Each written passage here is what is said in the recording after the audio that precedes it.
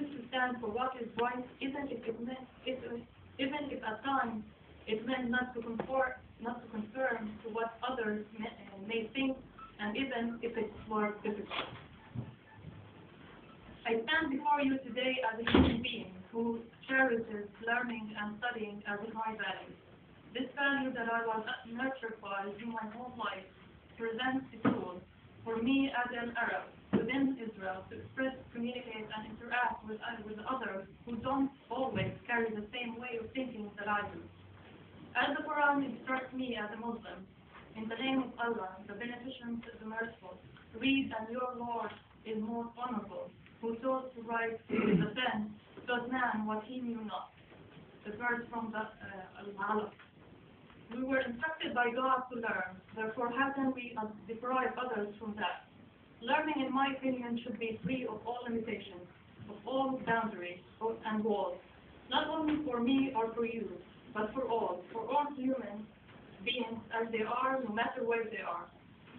I'm here asking you to follow the voice of reason, not my own voice, but the inner voice in each one of us that tells us this is right and that is wrong.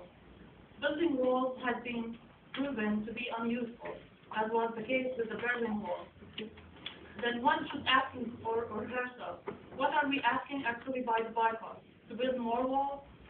As Benjamin Franklin once said, tell me and I forget, teach me and I remember, involve me and I learn. How can we be outcast and learn? Academic life needs the human interaction, the exchange of knowledge, in order to be able to stay, vibrate and alive. Therefore, I ask you, what does this boycott promote? Does it promote any of that? On the contrary, we already know that it will only stifle scientific advancement, which depends on international interaction. Humanity has achieved much on this earth, whether good or bad.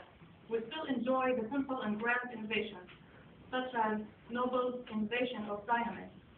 True destructive aside, yet think of this. Would we be able to travel in the tubes that run all over London, from one place to another, if we did not have all those tunnels? I'm not here to present to you my own personal ideology or agenda. I only would like to bring to your attention that as an Arab Israeli and Palestinian who lives in a country where 1 in 5 people is an Arab,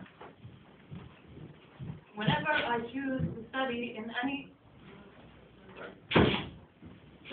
and as part of this sensitive fabric of population, would like to have the freedom of an academic life wherever I choose to study in any institution of any country, not because I'm an Arab, but because I am a human being who is entitled to learn and to be taught. When we get an argument, or even an idea that doesn't fall in line with our own way of thinking, it's always much easier for us to simply dismiss it. However, that interaction of two minds meeting, despite the fact that they carry two different and countering arguments, that in itself what makes our life as humans much more interesting and challenging.